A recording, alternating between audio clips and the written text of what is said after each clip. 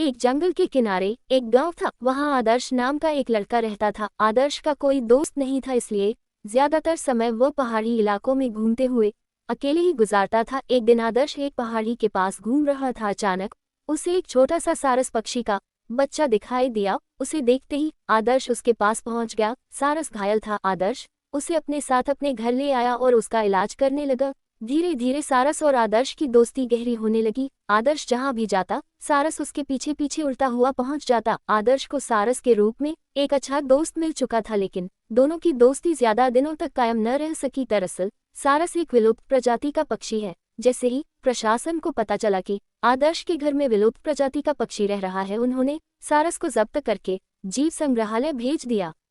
सारस से बिछड़ते ही आदर्श दुखी रहने लगा और यहाँ आदर्श की जुदाई में सारस की बिगड़ती हालात से प्रशासन के कान खड़े होने लगे। बड़े से बड़ा डॉक्टर भी सारस को ठीक नहीं कर पा रहा था। वह सारस की बीमारी का कारण नहीं समझ पा रहे थे। मजबूरी में जीव संग्रहालय के कर्मचारी आदर्श को बुलाते हैं। आदर्श को देखते ही सारस अपने पिंजरे में उछलने लगता है। बहुत दिनों से सारस ने कुछ नहीं खाया था, लेकिन आदर्श के हाथों से वह खाने लगता है। जीव संग्रहालय के अधिकारी सारस का आदर्श के प्रति प्रेम देखकर समझ चुके थे कि ये पक्षी आदर्श पर पूरी तरह आधारित हो चुका है और यह इसके बिना नहीं रह सकता। इसलिए प्रशासन को सारस उससे वापस करना पड़ता है और साथ ही आदर्श को सारस की देखभाल करने का मासिक खर्चा भी सरकारी खजाने से दिया जाने लगता है। आदर्श को उसका दोस्त मिल जाता है और दोनों की दोस्ती का फूल दोबारा खिल जाता है।